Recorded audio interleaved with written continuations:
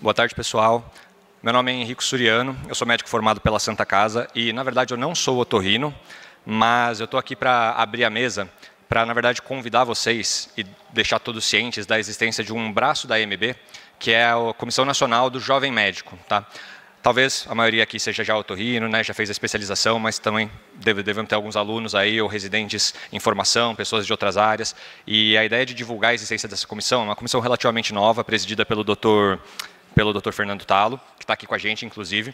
A ideia é ser um braço que aproxima a AMB do jovem médico, né? Então, para entender melhor as demandas do jovem médico, essas dificuldades de começo de carreira e aquele monte de coisa que a gente sabe que está acontecendo no momento, né? Contratação por sociedade em conta de participação, questão de calote, todas as angústias aí como ver com preparação com a residência. Então, enfim, a gente sabe que é uma demanda grande, que a gente tem muito médico jovem agora chegando no mercado, e a ideia é se aproximar desse público, conversar mais e entender mais. Então, se alguém quiser saber um pouquinho mais sobre isso, só entrar no Instagram da AMB, tá? Que é o AMB_oficial, mandar por ali, a gente vai ter acesso a essas mensagens, dá para se conhecer um pouquinho mais.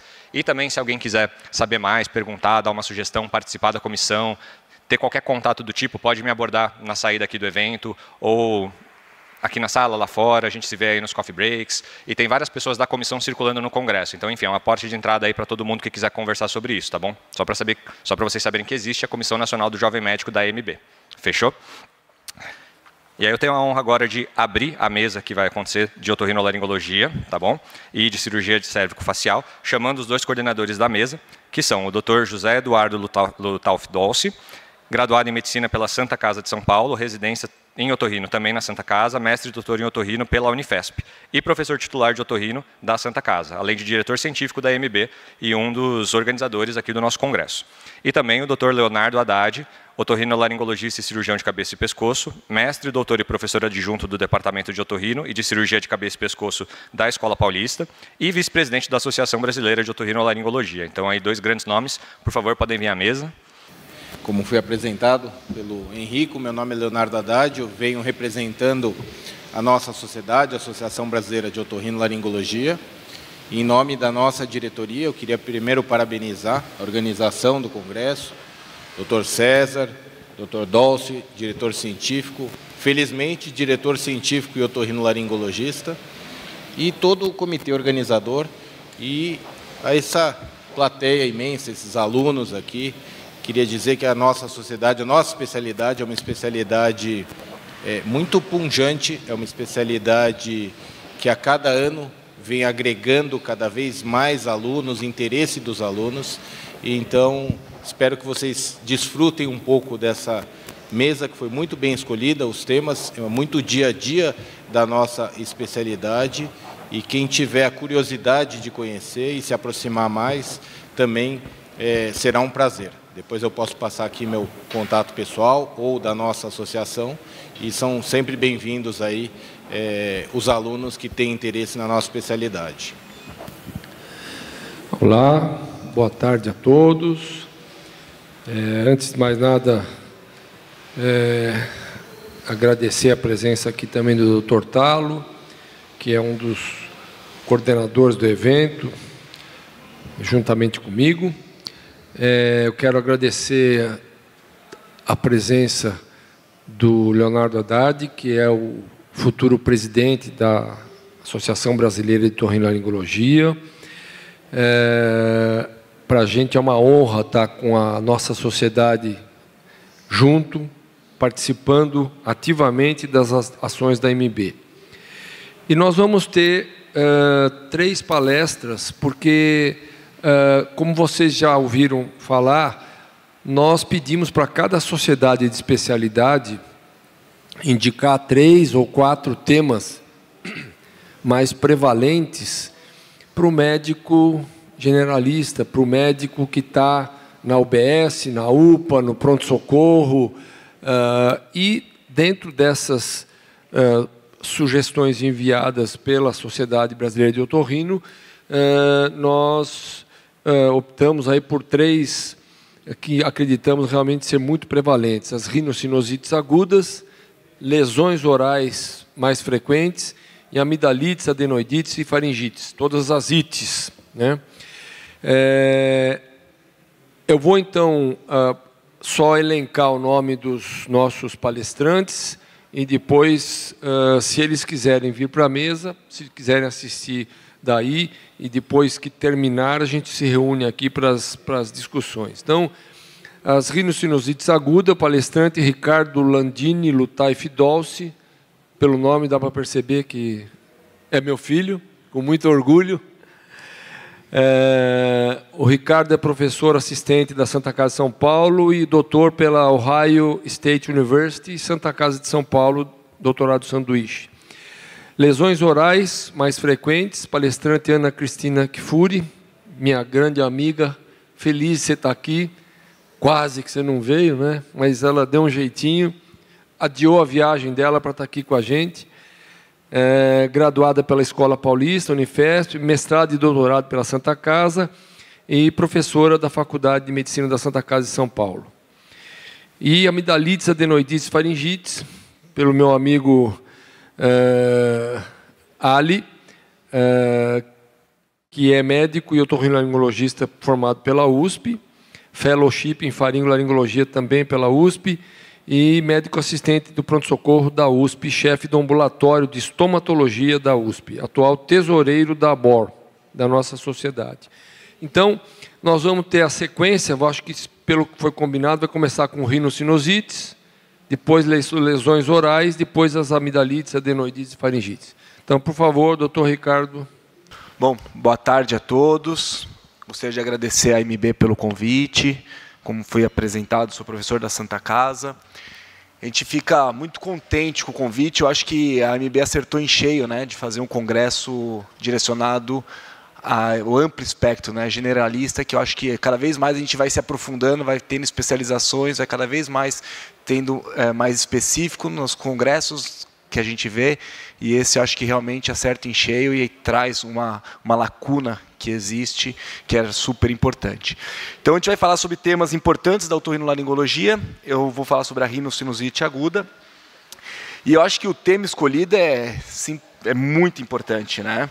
Realmente, se a gente for olhar na atenção básica primária, como a gente pode ver aqui, 2 a 10% de todos os atendimentos na atenção básica que é realizado estão relacionados com a rinocinusite aguda, né? Então, a gente pode ver uma prevalência muito grande e é o que realmente chega no dia a dia do médico que está na porta atendendo. E dentre todas as IVAs que a gente vê, infecção de via aérea superior, mais ou menos 0,5% a 2% vai evoluir para uma rinocinusite aguda. Então, a gente brinca, né, que agora aqui em São Paulo, metade dos pacientes estão com rinocinusite aguda e outra metade estão com rinite alérgica, né? Então, se a gente for pensar aí que 0,5%, né, dos pacientes que têm rinocinusite aguda que tem IVAs vão evoluir para uma rinocinusite aguda, né, é muita gente. Então, realmente é um tema super importante e a gente vai trazer alguns pontos chaves para vocês. Se vocês captarem esses pontos, a gente vai sair bem contente daqui. Então, primeira questão, esse aqui eu me baseei muito nesse ICAR, né, que é um consenso internacional americano de renologia, de 2021, que ele fala, primeira questão importante, para a gente classificar uma rinocinusite aguda, ela tem que ter menos de 4 semanas. E aí, o paciente vai ter que ter esses sintomas, que é o quê? Uma rinorreia anterior ou posterior, que seria, o paciente fala, doutor, tem uma secreção que fica escorrendo para trás na minha garganta, eu sinto aqui, ó, vem do nariz e escorre. Ou o paciente que o tempo todo fala, ó, estou suando o nariz, está saindo uma secreção constante. O paciente vai ter a queixa de bloqueio, congestão nasal, fala que está entupido, né? Às vezes só do paciente conversar com a gente já percebe isso, uma voz anasalada, então fica bem evidente, bem característico. E o paciente vai ter que ter também essa questão da cefaleia, essa pressão na região dos seios da face, que ele refere a uma piora quando ele abaixa a cabeça, que sente aquela secreção na região que está piorando, está fazendo uma pressão na região. Bom, aí vem um ponto-chave nessa história, né? Que é o tempo. Então, toda vez que o paciente passa com a gente tem que enfatizar. E quando que começou isso? Ah, doutor, acho que faz uns 3, 4 dias. Não, mas você, hoje, por exemplo, é segunda-feira. No final de semana, como é que você estava? Tem que pontuar exatamente quando começou os sintomas, porque é o que vai decidir a sua conduta, tá? Então, um paciente que ele está 10 dias com esses sintomas, que a gente comentou aqui com vocês, a gente já vai pensar que ele está com uma rinocinusite aguda, bacteriana, tá? Se no 5º dia dos sintomas ele tem uma piora do quadro clínico, a gente também vai pensar que ele tem uma rinocinusite aguda bacteriana. Tá? Então isso é importante de entender. É o tempo de evolução da doença. 5 dias piorou, ou com 10 dias mantém esse quadro, a gente já pode pensar em rinocinusite aguda bacteriana para esse paciente. Tá? Bom, esse quadrinho mostra exatamente isso que a gente está falando, né? Esse aqui é do EPOS 2020, que é um paper, como se fosse a Bíblia da rinologia, que a gente fala. Então o paciente começou a ter os sintomas. Lá pelo 3º dia, ele vai estar no pior momento dele. Aí, teoricamente, a gente começa a ter uma melhora do quadro clínico. Porém, o sinal que a gente chama de dupla piora, o que é? Ele teve uma piora aqui, e aí no 5º dia, ele começa a piorar de novo. Esse paciente, a gente pode dizer que está numa rinocinusite aguda bacteriana. Ou então aquele paciente que estava, por volta do seu 3º dia, começou a melhorar, e aí manteve, e ele já está há 10 dias com esses sintomas, e não está melhorando. Também vamos pensar numa rinocinusite aguda bacteriana. Bom, e aí a pergunta clássica, né? O diagnóstico da rinocinusite aguda é clínico, né? Eu preciso de exames complementares? Será que eu vou pedir um raio-x para esse paciente? Será que eu vou pedir uma tomografia de seios da face para esse paciente? Né? Então, pessoal, não precisa de exames de imagem para fazer o diagnóstico de rinocinusite aguda bacteriana. Tá? Então, eu estou aqui com vocês. Se hoje vocês entenderam isso, o paciente chegou com vocês no pronto-socorro, no consultório, seja onde for, e vocês entenderem que não é necessário um raio-x, uma tomografia para fazer o diagnóstico de rinocinusite aguda, já valeu a presença de vocês aqui hoje. Tá? A gente, como otorrino, sofre muito disso. Quantas vezes a gente não perde mais tempo tentando explicar ao paciente que não precisa de um raio-x ou tomografia do que para explicar qual vai ser o tratamento dele? Por quê? É cultural. O paciente chega lá, mas nem um raio-x, doutor, você vai pedir? Nem um raio-x eu vou pedir. Não precisa. Tá? Então, isso é muito importante de todo mundo entender.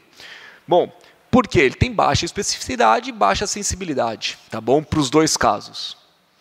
E uma outra questão importante, que vale a pena ressaltar, a gente recebe muito paciente encaminhado de outras especialidades, que na tomografia vem, né? Leve espessamento da mucosa dos seios maxilares, seio esfenoidal, frontal, possível cisto de retenção / pólipo no seio maxilar. O paciente às vezes está investigando uma cefaleia, e aí pedem uma tomografia de seios da face e veem que ele tem esses espessamentos. Isso não quer dizer nada. Se todo mundo que fizer aqui um exame de tomografia agora, vai vir com alteração. Tá?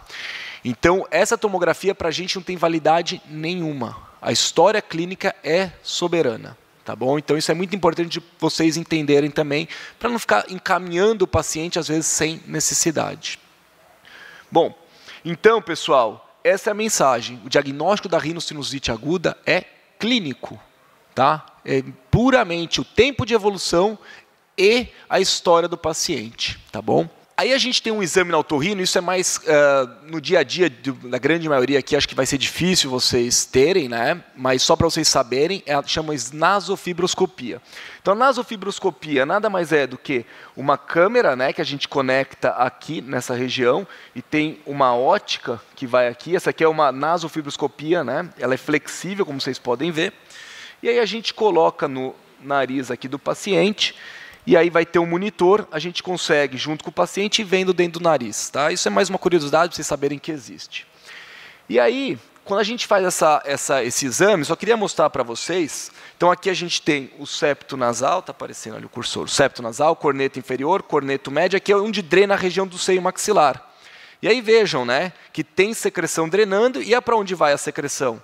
Ela vai descer aqui pela rinofaringe e vai lá para a região de hipofaringe do paciente, para a laringe dele. Tá? Então isso é muito comum. E muitas vezes pacientes, aqui já é uma otoscopia do mesmo paciente, ele reclama que está com plenitude auricular, que o ouvido está tapado. Quando já se pega um avião descido para a praia, né? É porque aquela secreção que está drenando pelo nariz, ela acaba indo para o ouvido. Aí vocês podem ver aqui a membrana timpânica, né? Dá para ver aqui a secreção, ela vai até se mexer, né? Então aqui podem ver uma secreção, então é comum ter esses sintomas associados, tá? E aqui é um outro exame, só para mostrar para vocês também, a secreção drenando aqui na região do esfenoide do paciente, mais posterior. é a mesma coisa, então esse exame ajuda bastante a gente a fazer esse diagnóstico aí, apesar de não precisar, mas como a gente tem no dia a dia nosso, facilita bastante. Bom, então, o importante, né, para a gente evitar esse uso indiscriminado de antibiótico que a gente vê.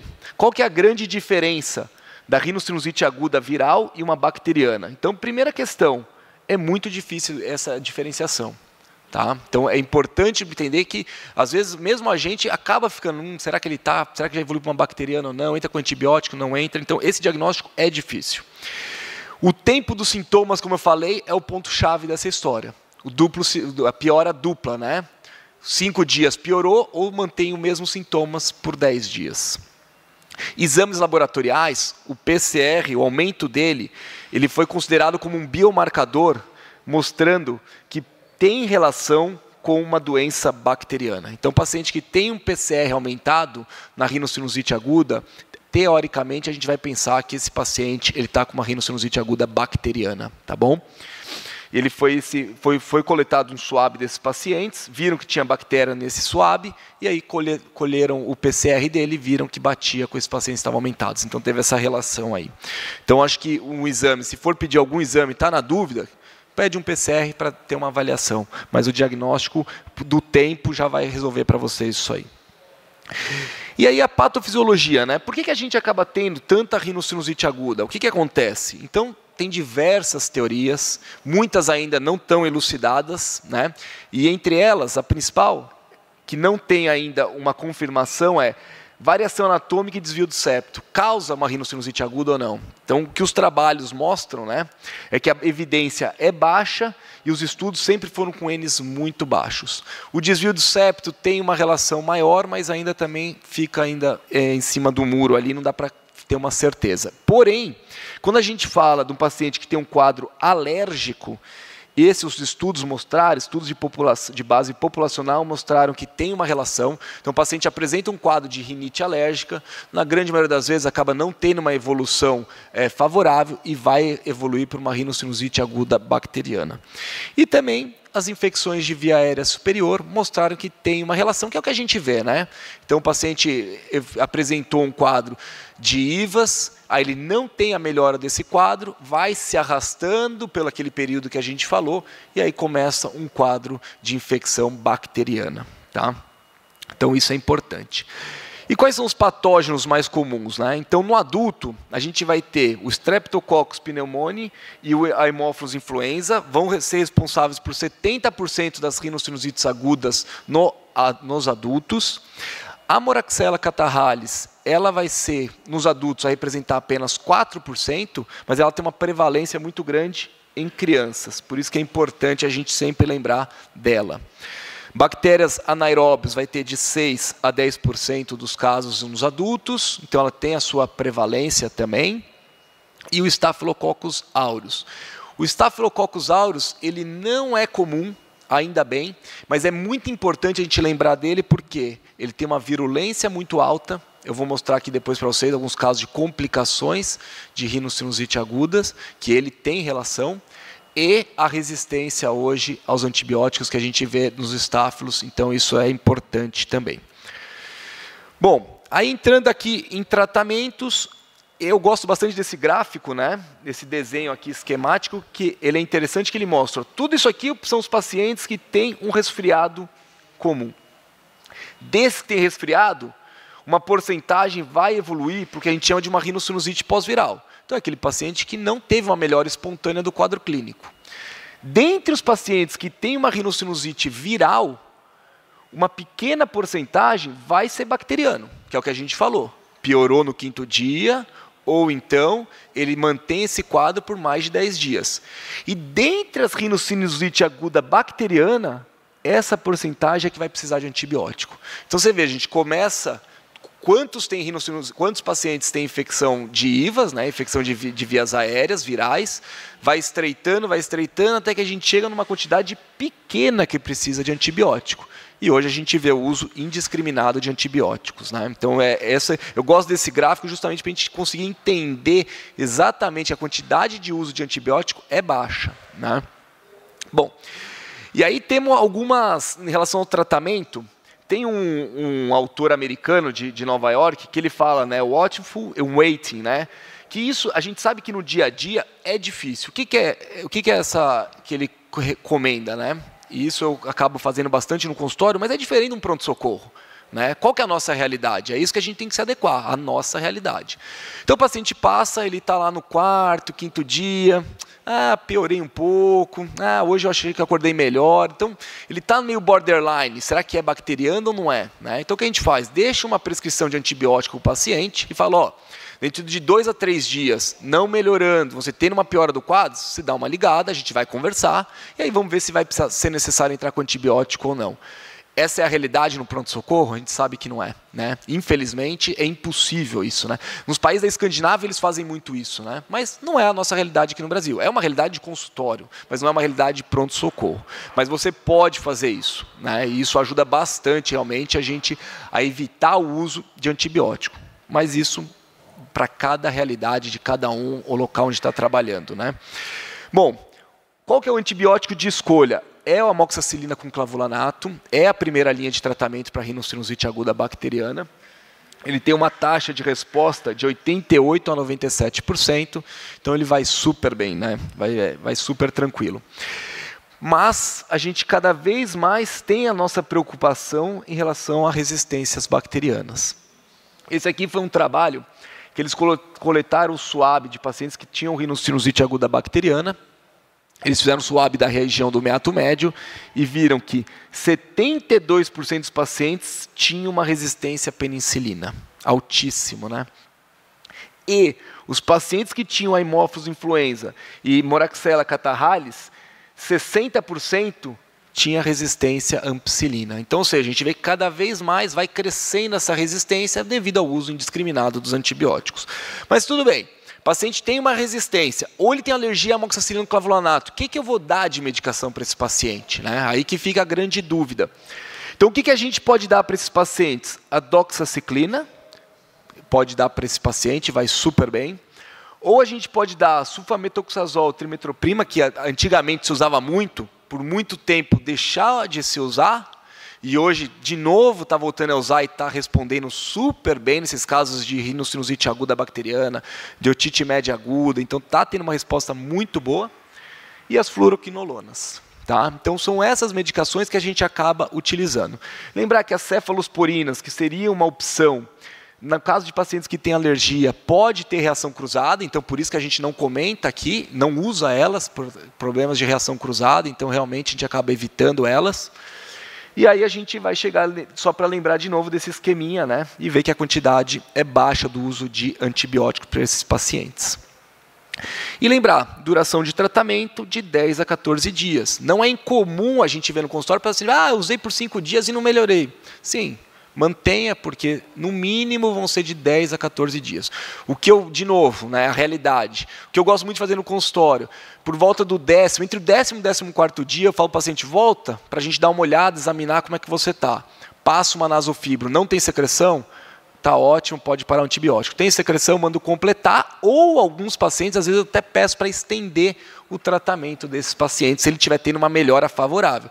Não está respondendo, está ainda com todas aquelas alterações que a gente falou, congestão nasal, está com cefaleia, vou mudar o antibiótico por uma segunda escolha que a gente comentou aqui. Tá bom? Bom, e aí a gente vai entrar nas complicações. Aí sim a gente vai falar de exame de imagem. Então, até o momento, não comentamos de exame de imagem. As rinocinusites agudas podem complicar, aí sim a gente vai utilizar essas medicações, vai utilizar desse artefato aí dos exames de imagem. Então, quais são os exames de imagem que a gente vai pedir? Tomografia computadorizada de seios da face, órbita e crânio, dependendo de onde está a complicação, óbvio, com contraste. Tá bom, pessoal? Ou então a ressonância magnética também. Seios da face, mais órbita, mais crânio, dependendo de onde está a complicação. Se é de crânio, vamos pedir de crânio.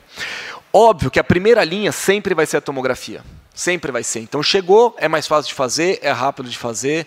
Na grande maioria das vezes, é fácil o acesso. Né?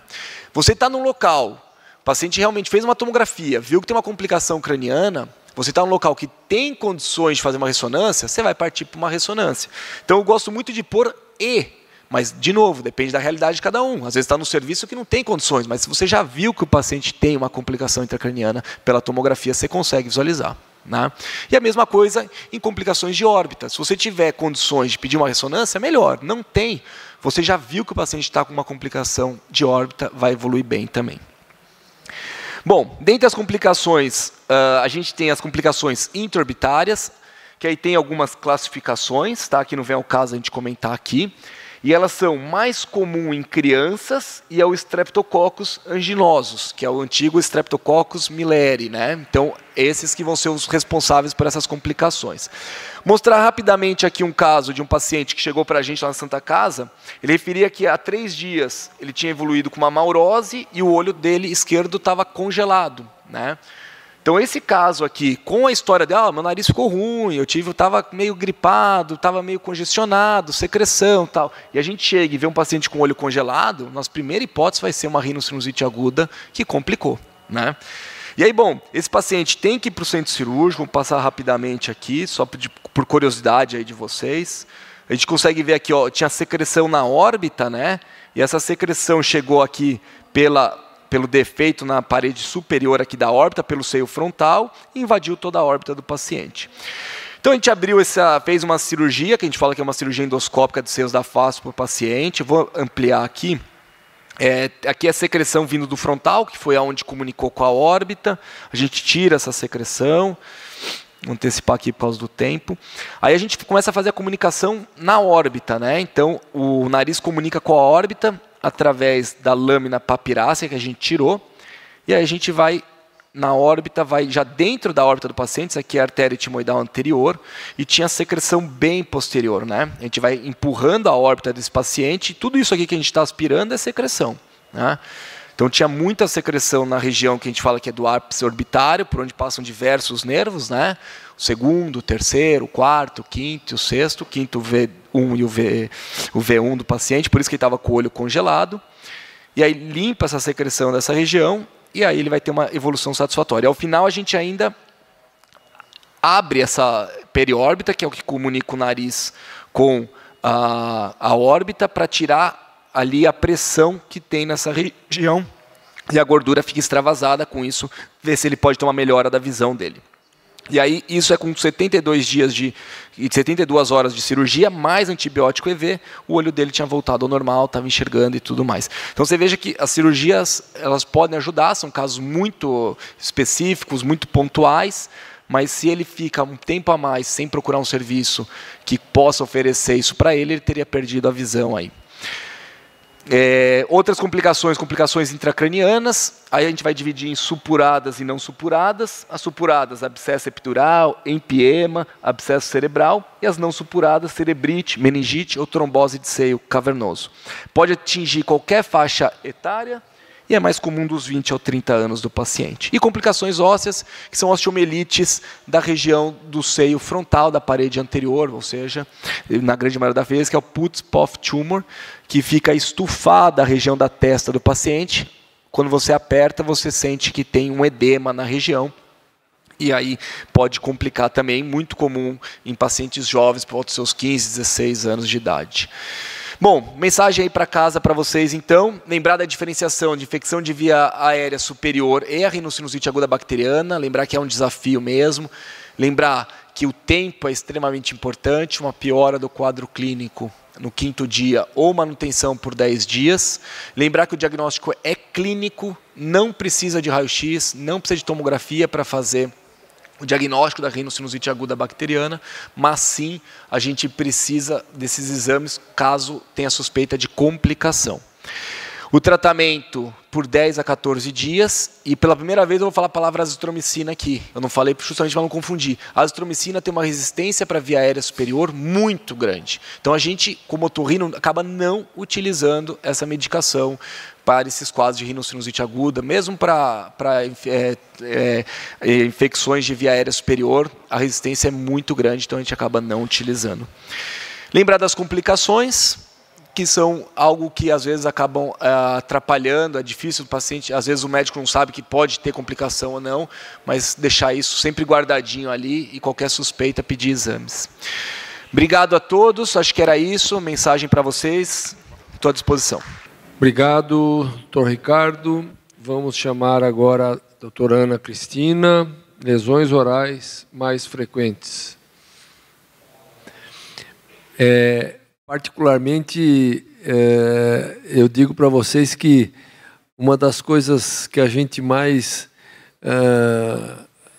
não gosta de ver numa consulta é quando o paciente chega com uma lesão na língua, uma lesão na bochecha, fica todo mundo olhando, um olhando para o outro, esperando alguém que vai emitir uma opinião, né?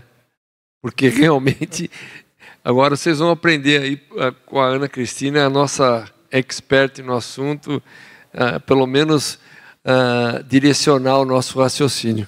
Olá, boa tarde a todos. Quero primeiro agradecer e parabenizar a AMB, agradecer o convite, principalmente o Dr. Dolce, que é sempre tão carinhoso comigo. Quando eu recebi o convite, me falaram, Ana, a gente está querendo que você fale um pouquinho sobre lesões orais, as mais frequentes. Aí eu parei para pensar, falei, meu Deus, num congresso de otorrino já é uma aula complicada e difícil. Como eu vou fazer isso ser mais agradável e didático para um congresso não otorrino? E aí eu falei, eu tenho que deixar duas coisas bem claras para vocês entenderem, talvez, a importância disso. Primeiro, a boca não é só amidalite ou afta. A gente tem muitas coisas que podem aparecer na boca. E muitas delas são sintomas primários de doença sistêmica. Por isso é importante a gente ter um pouquinho de conhecimento para agilizar, tanto no tratamento, como melhorar o prognóstico do paciente. E segunda coisa, quando a gente tem uma afta, a gente fica maluco porque dói pra caramba. Vocês imaginem quando é uma lesão maior, o que vai comprometer? Aí a gente vai pensar, quais são as funções da boca? Se a gente parar para pensar, 90% aqui vai falar, serve para falar e para comer. Só que quando eu falo comer, tem muitas coisas que estão envolvidas para formar esse bolo alimentar. E dependendo da lesão, eu sequer consigo tomar um sorvete. Quando a gente fala em falar, não é só falar, é a emissão do som. E dependendo da lesão também, até para chorar ou para sorrir, eu vou ter problemas. Dar aquele bocejo maravilhoso, às vezes fica impossível. Algumas coisas que a gente faz de defesa também. Saborear um bom vinho, um bom prato, então nem se fala. Fora o restante que cada um pode ter aí de criatividade. Ou seja, acho que vale a pena a gente saber um pouquinho mais sobre boca. E aí, para facilitar para vocês, eu vou mostrar alguns leques de doenças que a gente tem e, dentro deles, algumas principais hipóteses diagnósticas. Acho que mais importante é a gente saber algumas coisas que são alteração da normalidade. E saber isso é importante para dar uma orientação para o paciente. Muitas vezes a gente chega no consultório com um paciente desesperado, achando que está com câncer, porque às vezes foi mal orientado. E a queixa dele fala, doutora, minha boca fica ardendo direto, eu tenho uma boca horrorosa, uma língua horrorosa, a hora que vai melhorar, piora de novo. E às vezes é simplesmente uma língua geográfica ou uma língua fissurada. Ambas não têm nenhum agente etiológico relacionado, não é uma doença autoimune. Na verdade, tem mais relação com o estresse, com algumas deficiências nutricionais, no caso da plicata, até com uma herança autossômica. Mas uma boa orientação, a gente conduz esse paciente numa boa, de maneira sossegada. Muitas vezes chega um paciente com essa língua branca, esse tapete branco, que já foi tratado inúmeras vezes como sendo uma candidíase, mas não melhorou. E não melhorou por quê? No dorso da língua, a gente tem as papilas filiformes. Se eu tenho um paciente que não tem uma boa higiene, eu tenho um paciente que não se alimenta de coisas sólidas, não tem aquele atrito. Então, aquelas papilas não vão sendo desgastadas. O que acontece? É como um jardim mal cuidado. Fica a grama velha e vem surgindo uma grama nova. Parece um matagal. Começa a ter alteração de pH, de temperatura, de umidade. Aí sim, a cândida, que faz parte da flora ali da boca, ela vai se tornar patogênica. E eu vou ter uma monilíase associada. E pior, conforme vai tendo também a degradação da flora bacteriana, o que acontece? Algumas coisas ficam presas ali. E aí eu posso ter substâncias, como por exemplo a porfirina, que vai dar esse aspecto de uma língua suja. É a leucoplasia nigra pilosa, que, claro, que com alguns alimentos pode ficar mais acentuada ainda esse escurecimento. ou seja, também uma simples orientação também vai colaborar bastante. Não dá para dar só nistatina. Tirando as normalidades, vamos começar com o que é o mais comum que vocês sabem, as famosas bolinhas na boca. E quem é a mais comum de existir? A hiperplasia fibrosa. Essa daqui é aquele calo desencadeado por um sapato apertado. Seja por uma fricção muito grande por uma prótese mal adaptada, seja por um hábito parafuncional de mordiscar a bochecha, ou até a pressão negativa de uma falha dentária, isso vai estimulando uma proliferação celular de fibroblasto, colágeno, processo inflamatório. E aí o paciente fala, doutora, tem uma bolinha na minha boca que está crescendo, não sei quanto tempo faz. Ela cresce devagar, não dói e é da mesma cor da mucosa. É uma simples hiperplasia que não adianta ser retirada se eu não tirar o fator desencadeante. Às vezes, ainda por causa desse mesmo trauma, eu posso ter também uma angiogênese, uma proliferação vascular. E aí o paciente vai contar a mesma história, só que ele vai dar um adendo. Ah, vira e mexe, ela sangra. Ela é mais vinhosa. Por quê? Porque tem mais vasos. E o nome disso é um granuloma piogênico ou um hemangioma inflamatório. Então, pelo trauma, nós vimos formações sólidas. Também pelo trauma, eu posso ter uma formação cística. Mas, Ana, eu li que mucocele é uma obstrução do ducto da glândula salivar. Ok. Só que na boca a gente tem muito hábito parafuncional. A gente mordisca muito. Eu posso traumatizar a glândula, extravasa saliva. O corpo faz o quê? Ele tenta conter, faz uma pseudocápsula, que fica formando essa bola que tem conteúdo líquido, a mucocele. Estoura, volta, volta. Às vezes, essa mucocele, que aqui no caso é mais glândula salivar menor, pode comprometer o soalho da boca. Aí, geralmente, é mais glândula sublingual, às vezes submandibular. E alguém olhou para essa lesão e falou, nossa, parece a pele de rã. Por isso que deram o nome de rânula. Mas também é uma mucocele. Posso ter alguma bolinha na boca que não seja por causa de trauma? Claro que pode.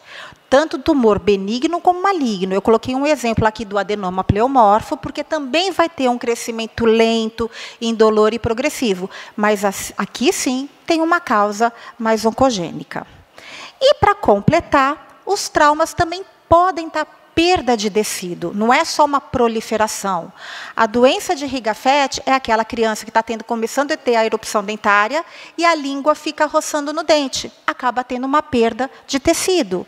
Nas fotos de baixo, uma úlcera por um caco dentário. Posso ter também queimaduras por coisas químicas, seja medicamentosa ou, por exemplo, sota cáustica, ainda mais no nosso país que tem mania da garrafinha PET. Ou por um agente externo, um sugador de dentista, por exemplo. Então, essas são as lesões do leque mais de trauma. Podemos ter as lesões pigmentares, as manchas na boca. Temos vários tipos. As exógenas, que é aquelas que vêm de fora. Tem gosto para tudo na vida. Cada um faz a tatuagem que quer. Lembra que alguns povos têm até isso por cultura e por religião. Antigamente, se fazia muita obturação dentária com aquela liga metálica, o amálgama, coisa que hoje em dia quase não tem. E a gente acabava tendo aquelas pigmentações em região de gengiva. Ai, gente, eu peço desculpa, mas é complicado mostrar com esse mouse. Mas na foto ali, vocês veem aquelas manchinhas enegrecidas, e que se você não lembra que isso pode acontecer, você acha que pode ser 1000 coisas e esquece do amálgama. Posso ainda ter uma pigmentação por medicação. Na época do HIV, quando se usava a zidovudina, se tinha muita pigmentação difusa em boca por causa dessa medicação. Às vezes, algumas substâncias têm metais pesados, que também podem estar essa pigmentação mais em região de gengiva. Ou, como eu já falei para vocês, a língua nigra pilosa. Além de um pigmento exógeno, eu posso ter o endógeno. E muita gente esquece que a hemosiderina pode fazer isso na boca. Eu posso morder ou eu posso ter uma prótese mal adaptada que faz um sangramento. E assim como no hematoma eu vou ter a degradação do sangue, aqui também. E vai dar essa cor acastanhada. Então, hemosiderina é um pigmento que pode manchar boca. E o mais famoso, a melanina. Tanto a falta dela pode dar uma lesão hipocrômica, obrigada, pode dar uma lesão hipocrômica, como também o excesso dela, por uma herança dando uma pigmentação racial. Normalmente, esses pacientes não chegam para a gente porque eles já sabem da situação deles. Posso ter doença com pigmentação? Posso. Aqui no caso, por exemplo, um líquen plano, onde você tem lesão do melanócito que está ali na camada basal. Aí a melanina degranula e vai lá para a derme e faz essa pigmentação. Posso ter essas pintinhas na boca. E aqui é o nosso problema. A grande maioria das vezes a gente tira, claro, e manda para o patologista. E normalmente vem coisa benigna. Uma mácula melanocítica, um nevo azul, um nevo composto, que na clínica é tudo igual. Mas por que eu tenho que tirar? Porque eu nunca vou saber se ele não é a lesão precursora disso daqui. E aqui todo mundo sabe que melanoma é uma coisa extremamente maligna. Na mucosa, então, a sobrevida é muito baixa, menor do que 3, 5%. Então, recado, pintinha na boca e no lábio, tirem, não paguem para ver, ok? Bom, se falamos de lesões escurecidas, vamos falar da lesão branca. E pelo latim, todo mundo fala que uma lesão branca é uma leucoplasia. Só que para a gente é um pouco mais detalhista. Uma leucoplasia verdadeira é uma lesão branca, não destacável e que não tem etiologia nenhuma, não tem causa. Aí vocês vão falar assim, bom, então eu fico tranquilo. Não, não fico. Porque, embora seja baixa, posso ter uns 20, 25% de risco de malignização. Então, mesmo sabendo que não tem nenhuma causa, de tempos em tempos, eu tenho que biopsiar para ver se não tem uma displasia ou uma anaplasia. Assim como eu fiz o diagnóstico da leucoplasia verdadeira, é claro que eu tenho que excluir outros diagnósticos diferenciais, que pode ser uma simples hiperqueratose por trauma, exposição ao sol fazendo uma quelite actínica ou o próprio cigarro. Posso ainda ter condição do líquen plano, uma condição congênita, que é o nevo, não vou entrar em detalhes, porque é tudo muito mais específico, ou até mesmo algumas infecções. Neste caso, pelo HPV, aqui a leucoplasia pilosa pelo Epstein-Barr, e aqui a monilíase pseudomembranosa pela Cândida. Se eu tenho lesão escurecida e branca, eu tenho as vermelhas. E essa sim, gente, quando vocês veem uma lesão vermelha, assustem, fiquem preocupados. Por quê? Porque a chance de malignização é muito elevada nesse caso. 95%. E aqui eu preciso ter um bom parceiro patologista, porque 45% dos casos já é carcinoma in situ e pode-se comer muita bola. E lembrar que tanto o álcool como o cigarro continuam sendo os grandes fatores patogênicos. Entre o fumo, o cachimbo é um dos piores. Como diagnóstico diferencial das eritomatosas, também vamos ter, não é tudo câncer. Eu posso ter também um trauma fazendo uma lesão vermelha, à base de uma bolha, um processo inflamatório que eu vou falar mais para frente, ou infecções. Aqui uma sífilis secundária e a própria cândida dando um aspecto eritematoso ou em forma de língua romboideia mediana. Então, falamos das bolinhas, falamos das manchas. Agora, vamos para um quadro inflamatório. E aqui o paciente começa a reclamar muito. Ele chega desesperado, porque dói muito quando essa bolha rompe. Entre os diagnósticos principais, a gente tem as doenças autoimunes. Posso ter o pênfigo.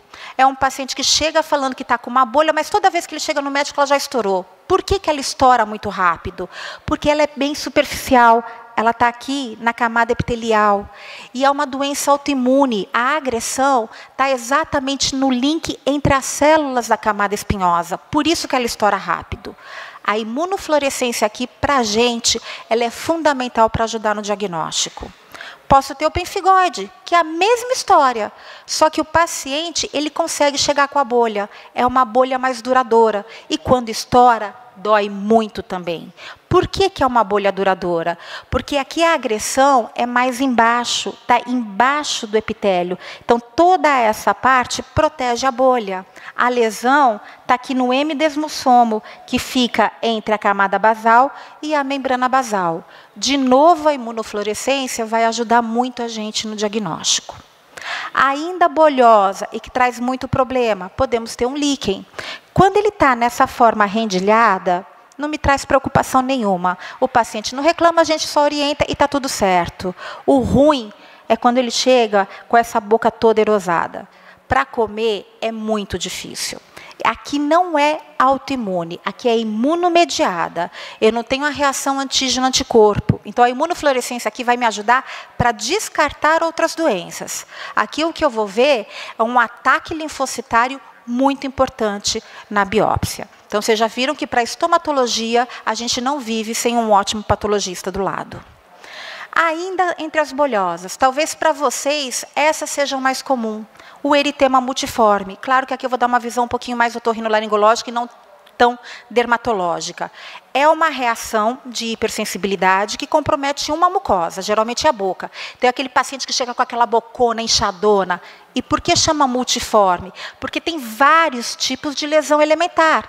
Então, é uma boca toda estourada e que ele não consegue comer. Pode ter lesões também na pele, em forma de alvo. E o que é fundamental que vocês esquecem? Claro que droga, medicação, é um dos principais causadores.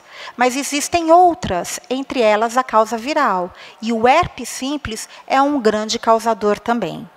Também saber fazer o diagnóstico, fácil condução. O nosso problema é quando chega essa hipersensibilidade mais agressiva, que é o Steven Johnson. Aqui a gente vai ter um comprometimento de pele maior, mais destacamento, até uns 30%, 40%, e 2 ou mais mucosas já afetadas. Aqui é um quadro muito mais intenso. Geralmente, drogas anticonvulsivantes, a gente vê dar muito isso. Fora analgésicos, antibióticos, etc. E uma coisa que ninguém quer ver, que é o quadro pior ainda, é a necrólise tóxica epidérmica. É um grande queimado, é um paciente que vai ser tratado na UTI e que, se eu não tomar cuidado, em dias ele morre. E isso daqui pode acontecer por um paciente que chegou com uma IVAS, tomou uma dipirona, foi para o pronto-socorro porque começou a inchar um lábio e em dias ele evolui assim. Se eu não faço o diagnóstico, não tiro a droga, eu não vou tê-lo mais aqui em alguns dias. Então, lembrem sempre disso e cuidado com as prescrições. Temos as doenças infecciosas. Essas são um grande problema de saúde pública, inclusive. E acredito que vocês tenham muito afim com relação a isso. Temos as granulomatosas. E tem vários diagnósticos diferenciais. Coloquei alguns aqui. Quando eu vejo uma boca toda infiltrada, granulosa, opa, acho que é uma doença úlcero-granulomatosa. Quando ela vem com essas picadinhas aqui de pulga, ou aspecto moriforme, lesão em framboesa, a gente fala, epa, acho que eu já sei o que é, vou pedir um raio-x. Se vem um raio-x e a gente dá sorte de vir uma lesão em asa de borboleta, eu praticamente fechei o diagnóstico. O problema é que o paciente que chega na nossa otorrino, o raio-x está sempre bonito. Aí eu vou fazer uma biópsia. E aí vai vir o fungo birrefringente, orelha de Mickey ou roda de Leme. E fecha o diagnóstico de paracoccidioidomicose. Lembrar que é mais em paciente de zona agrícola e o tratamento, por mais que melhore rápido, é extremamente prolongado. Um grande diferencial dele, também uma lesão bastante infiltrada, que geralmente, quando compromete mucosa, começa mais pelo nariz, difícil ser isolada só na boca, mas pode. E por que o diagnóstico é difícil? Primeiro, porque ele nunca vai contar para a gente que ele teve ferida brava. E se você pergunta, ele nunca sabe, ele nunca lembra. E por que é mais difícil ainda? Porque mesmo fazendo biópsia, no caso da leishmaniose em mucosa, é muito difícil achar o amashigota. É diferente de pele. Portanto, uma biópsia negativa não exclui a possibilidade de ser uma leishmaniose. E, para terminar, as granulomatosas, a tuberculose. A gente tem que ficar muito esperto. Hoje ainda é uma causa extrema de mortalidade no nosso meio. Tá certo? A gente pode ter a grande maioria, seja por disseminação hematogênica ou respiratória, de laringe e pulmonar. Mas eu também posso ter primária em boca. Quando a gente tem um paciente que chega contando que está emagrecendo, que está com tosse, que está com hemoptise, a coisa fica fácil. E se ele chegar, então, com um raio-x, com um infiltrado ou uma lesão em caverna, nossa, facilitou minha vida. O problema é quando ele não chega com nada disso, ele chega com uma lesão na boca. E a lesão da boca, na tuberculose, pode ser de qualquer tipo. Pode ser branca, sim, e pode ser só uma manchinha vermelha. o que vai chamar a atenção da gente, lesão de tuberculose em boca dói muito, é desproporcional. Então, lembrem da possibilidade para ir correr atrás do diagnóstico. Lembrando que os contactuantes estão todos ali para serem também infectados. Ainda nas infecciosas e também um problema de saúde pública, as sexualmente transmissíveis. Apesar de tudo que a gente tem de informação hoje, gente, está pulando sífilis a cada ano, aumentando mais e mais. E qual o problema da sífilis? Uma lesão primária é o cancro. Ela não dói. Como ela não dói, em 3 em 4 semanas ele melhora, ele acaba não procurando ninguém, ele não vai no médico. Só que essa lesão aqui está cheia de treponema. A cada beijinho ele está transmitindo a sífilis. Não tratou, evolui para a secundária. A secundária na boca é mais infecciosa ainda, tem mais treponema ainda. E a gente tem que lembrar que não é só essa forma serpiginosa que está descrita nos livros de clínica. A gente pode ter vários tipos de manifestação, desde uma placa branca, uma lesão vermelha, enantemática, ou até mimetizando talvez uma tonsilite. E, de novo, não é todo paciente que vem com febre ou com aquele exantema, eritemato papular, para facilitar a nossa vida. Aí ninguém fez a possibilidade de ser uma sífilis, não pediu sorologia, comeu pola, transmitiu para todo mundo, ele evolui para a fase latente. E aí, destes, uns 30% pode evoluir com a manifestação terciária, que na boca o que a gente mais tem é a glossite luética e a goma sifilítica, que pode evoluir com uma perfuração.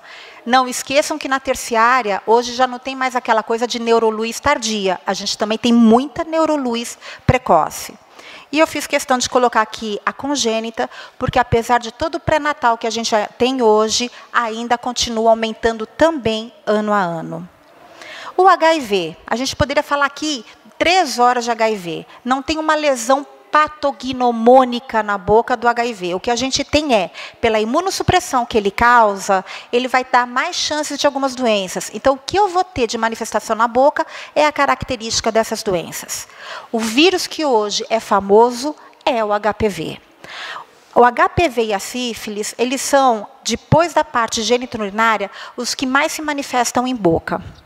E tudo que eu vejo lá no geniturinário, eu também vou ver aqui. Seja papiloma, seja condiloma, verruga ou hiperplasia.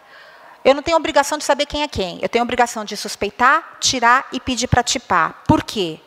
Hoje, 80% dos casos de câncer de cabeça e pescoço nos Estados Unidos tem relação com HPV. Então, vacinação é extremamente importante. Temos alguns vírus que são muito famosos, mas são mais tranquilinhos. E é o que vocês também acabam vendo muito no seu dia a dia. Estes, a forma clínica que eles se manifestam são com vesículas. Então, a gente vê aquelas bolinhas bem pequenininhas. Quando geralmente compromete uma mucosa queratinizada, a chance maior é que seja o herpes simples. Quando compromete uma mucosa não queratinizada, geralmente é o Coxsackie, podendo ser tanto a herpangina como a síndrome mão-pé-boca. E não esqueçam que o zoster também pode dar lesão na boca e dói demais. E a característica é igual, ele vai respeitar a linha média. Não confundam isso com afta. Aqui essas lesões começam com vesícula que vão se romper. A afta já é uma úlcera de fase inicial. Quando a gente tem aquela afta que começa na criança com 9, 10 anos e vai sendo repetitiva, quando ele acha que vai ficar livre, volta de novo uma crise e volta de novo, a gente chama de estomatite aftosa recorrente. Tem fatores predisponentes e não causas. Se pequenininha, menor que 1 centímetro, é a minor. Quando múltiplas, pequenas e confluentes, a gente chama de herpetiforme. O duro é quando é a major, que é maior que 1 centímetro. Vocês imaginem a dor que o paciente tem. Não esqueçam que essa afta pode fazer parte também de uma doença sistêmica. Portanto, a anamnese e a investigação é muito importante. Numa PFAPA, numa doença de Crohn, uma neutropenia cíclica e assim por diante. E para terminar, a minha mensagem. Teve uma época que a gente tinha tanto caso de câncer lá na Santa Casa, que eu tive que abrir um ambulatório só de câncer de boca. E 100%, não é exagero, 100% dos casos me contavam a mesma história. Doutora, eu já tinha passado 2 ou 3 vezes em algum serviço de saúde e eu fui tratado com antibiótico terapia e ou cauterização de uma afta. Então, o que eu peço a vocês, deem um pouco mais de valor às lesões de boca, porque a gente não quer receber um paciente com essa evolução e, às vezes, já com um prognóstico bastante fechado. Era isso que eu tinha para falar para vocês. Obrigada. Agora, o Ali, por favor, vamos falar de amidalites, adenoidites e faringites. Boa tarde a todos. Queria agradecer a MB pelo convite na pessoa do professor Dolce. Fico muito feliz em dar essa aula para médicos não otorrinos, para entenderem mais do nosso dia a dia do que a gente pensa nessas questões. Os quadros de amidalite e faringite, eles são muito comuns no dia a dia do otorrino, do clínico e do pediatra.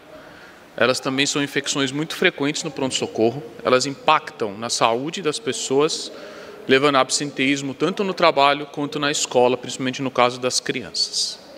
As estruturas acometidas, elas são parte de um anel linfático, chamado anel linfático de Waldeyer, que ele inclui as estruturas da tonsilas faríngeas, palatinas e do tecido linfóide na base da língua, que são tecidos linfóides relacionados à mucosa. E é o primeiro contato de patógenos do trato aéreo digestivo superior com o tecido linfóide. Então, do que eu vou falar na aula para vocês? Vou falar de faringotonsilites virais, vou falar de mononucleose infecciosa, as faringotonsilites bacterianas inespecíficas, vou falar um pouquinho de pifapa, de algumas específicas e de uma complicação que a gente vê no dia a dia, que é o abscesso peritonsilar. Falar em faringotonsilite viral primeiro, 75% desses casos acontecem em crianças menores que 2 anos. Ao longo, conforme a criança for ficando mais velha, essa incidência vai diminuindo. O principal agente é o adenovírus. Ele ocorre em 20% dos casos, mas pode acontecer com coronavírus, influenza, parainfluenza e, eventualmente, o vírus sincicial respiratório. Lembrar que no paciente com adenovírus a gente pode ter associação com conjuntivite. O quadro clínico é bem familiar para qualquer médico. Dor de garganta, febre, obstrução nasal, mialgia, coriza. E o exame físico, ele é também típico de uma hiperemia na faringe e exudato. O fato de ter exudato não significa que obrigatoriamente uma infecção bacteriana. Então, infecções virais também podem cursar com exudato. O tratamento nesses casos é suporte com analgésico, antitérmico e hidratação. A mononucleose infecciosa também é uma doença viral causada pelo vírus Epstein-Barr. Existem outros patógenos que podem gerar o quadro chamado de monolike, então citomegalovírus, toxoplasmose ou vírus de alguma hepatite.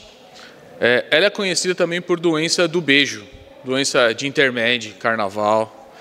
Tá? A infecção ela acontece em linfócito do tipo B, com um período de incubação de 2 a 7 semanas, é uma doença de longa evolução. Essa proliferação de células B num paciente imunocompetente leva a uma reação de células T. Normalmente são células T atípicas, por isso que no hemograma um dos parâmetros diagnósticos é a presença de atipia linfocitária.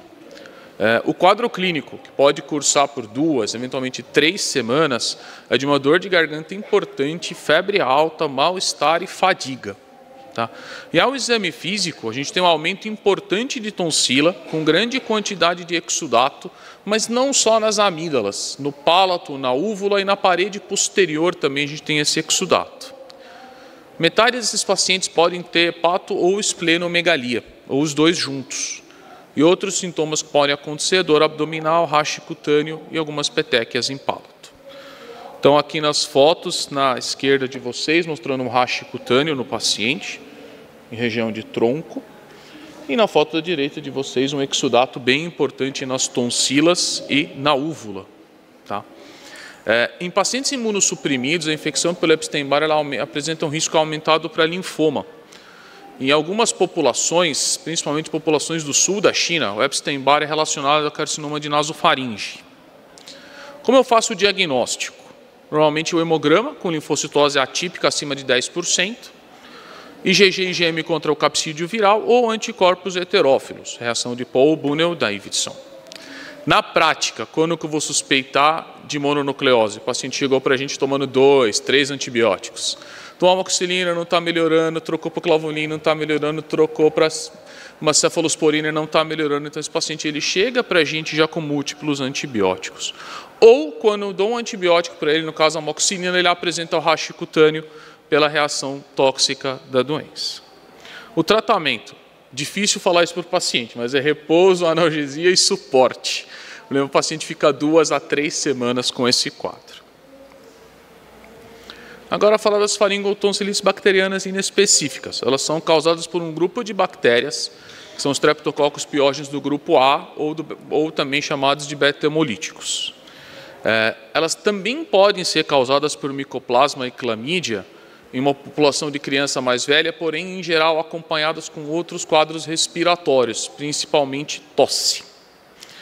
Outras bactérias, como Staphylococcus aureus, Haemophilus e Amoraxella, podem causar essas recaídas de infecção, porém, essas bactérias são produtoras de beta-lactamase. Então, elas impedem o tratamento adequado com o nosso antibiótico de escolha e, por isso, eu posso ter essas recidivas. Quadro clínico. Quadro clínico clássico de dor de garganta, disfagia, odinofagia, febre e aumento de linfonodos submandibulares.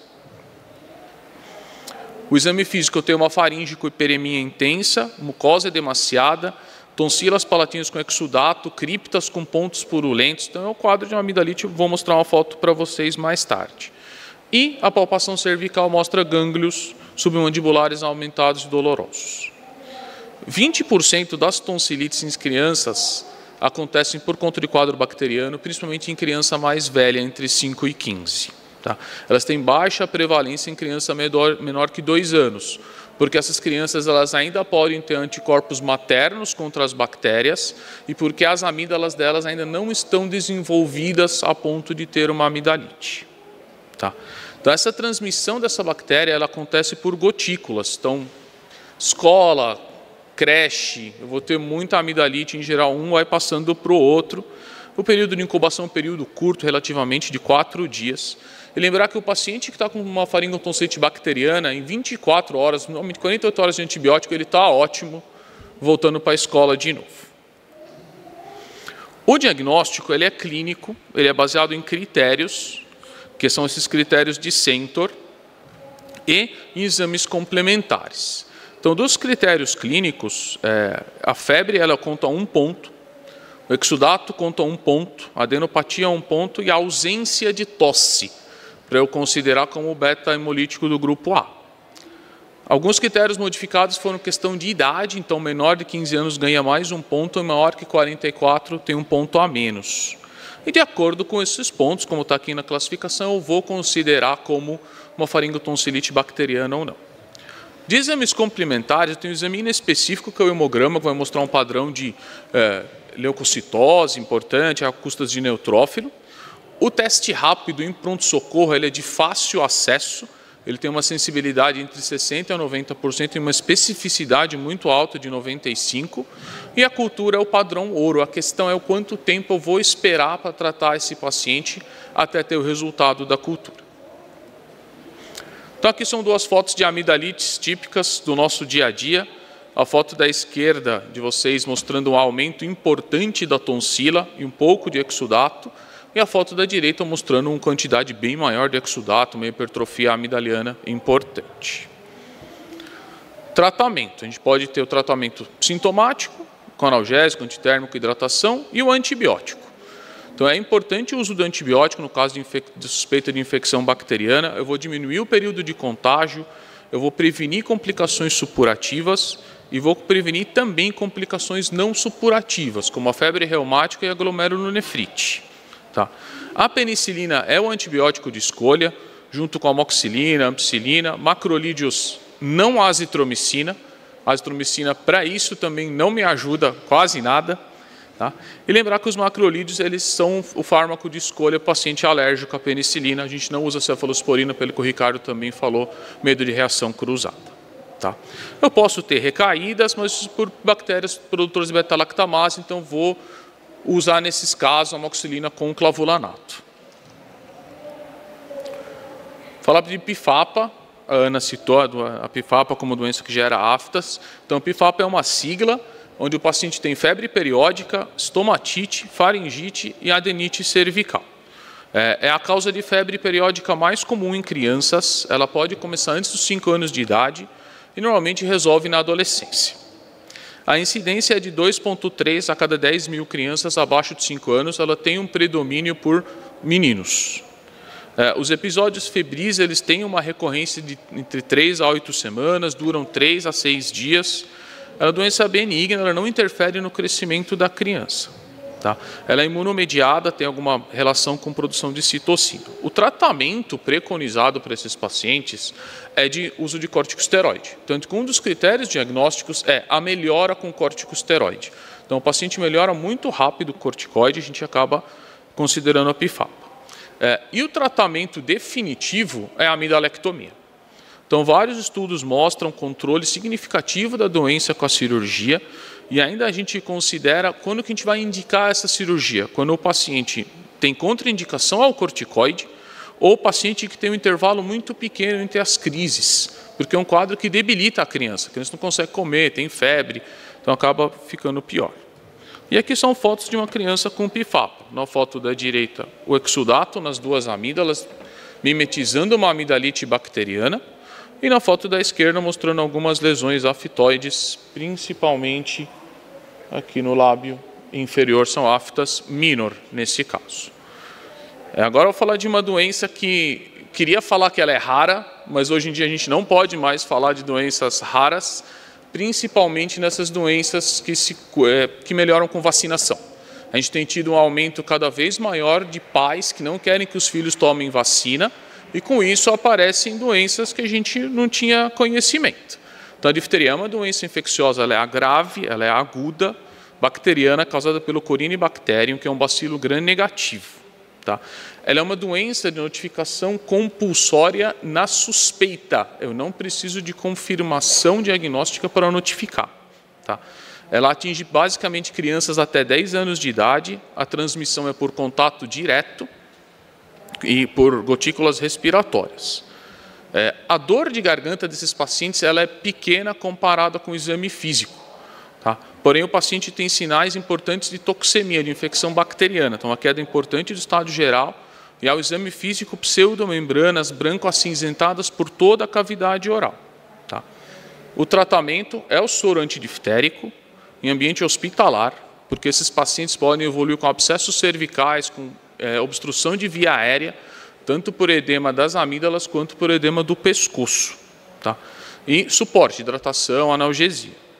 O padrão ouro é a presença da bactéria na cultura e importante tratar os contactantes também. Então, vou fazer contactante, vai tomar quimioprofilaxia e vacina. Se o contactante tiver cultura positiva, ele também vai ser tratado com antibiótico. Então, aqui são fotos do exudato do paciente com difteria, na foto da esquerda, e na foto da direita mostra um edema cervical bem importante, também chamado de bull's neck, o pescoço de touro, fica importante o edema.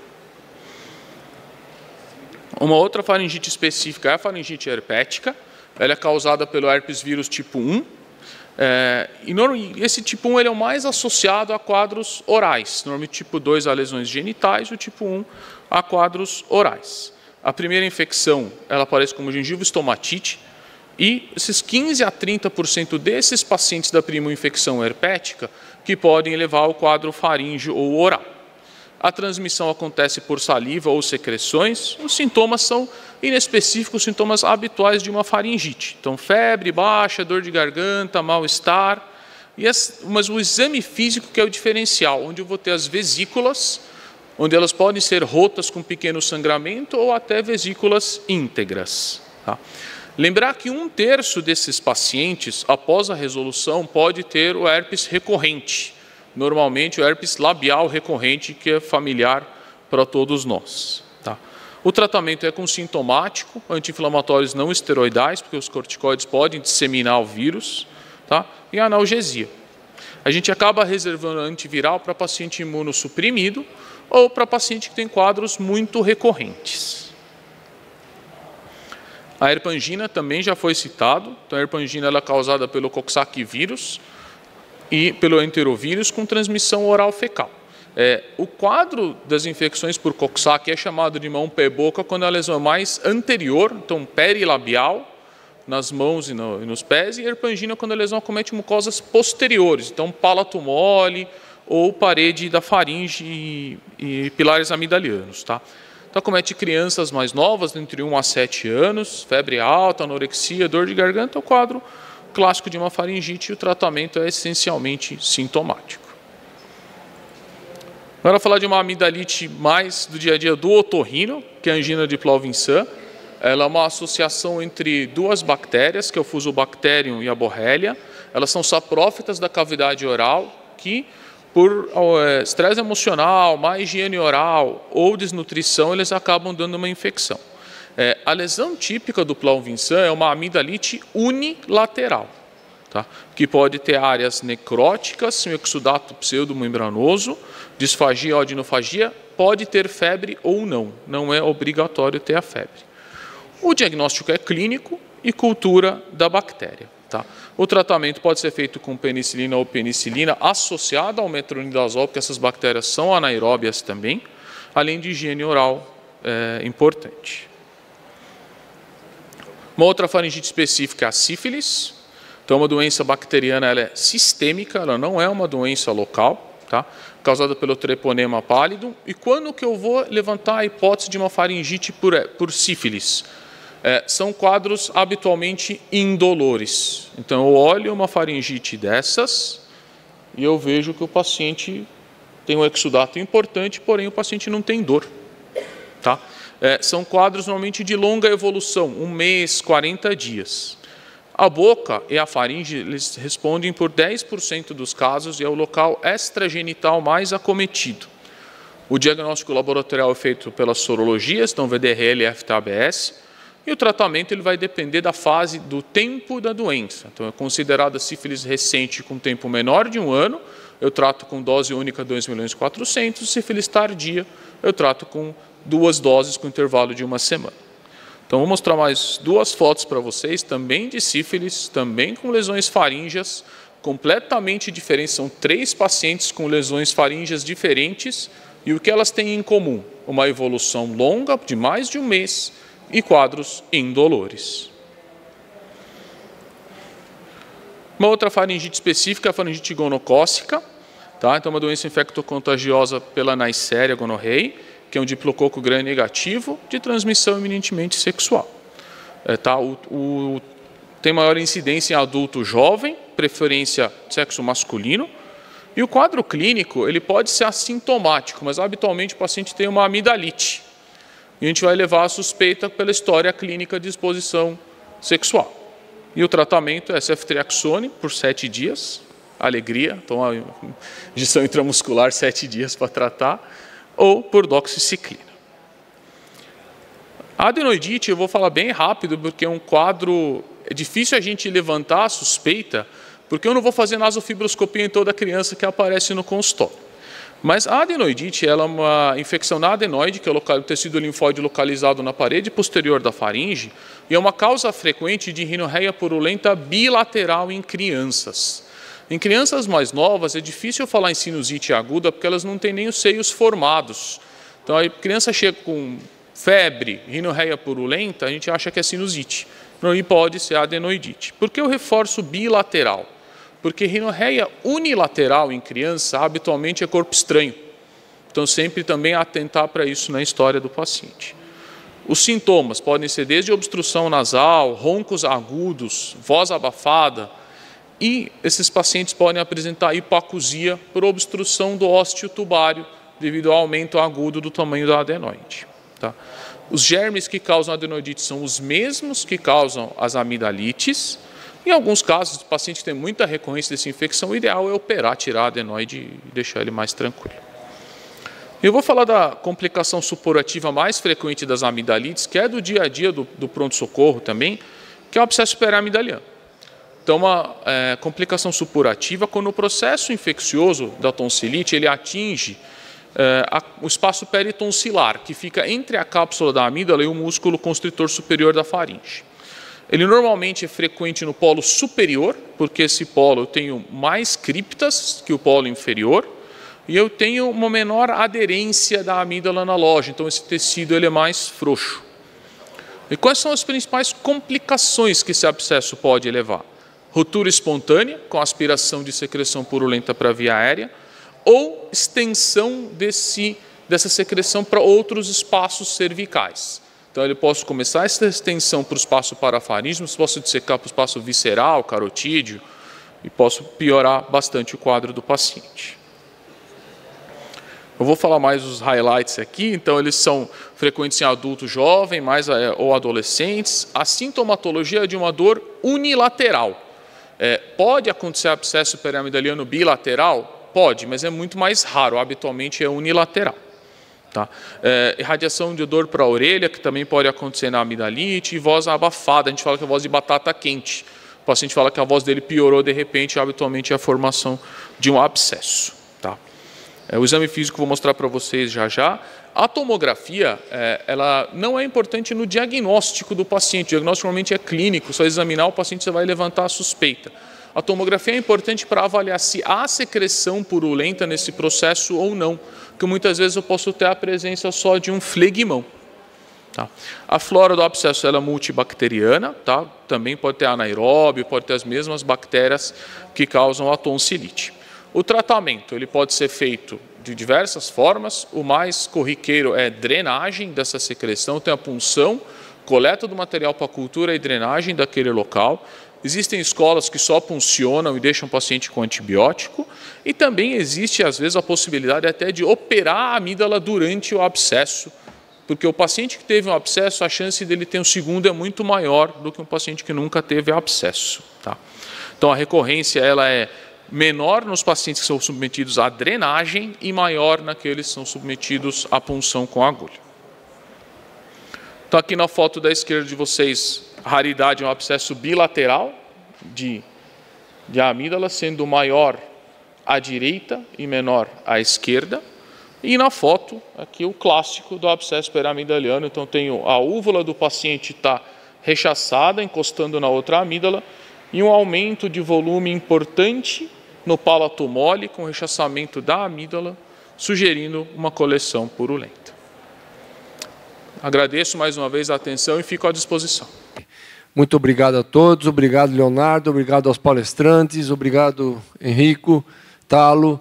Acho que foi muito boa a nossa mesa sobre otorrinolaringologia. Um abraço.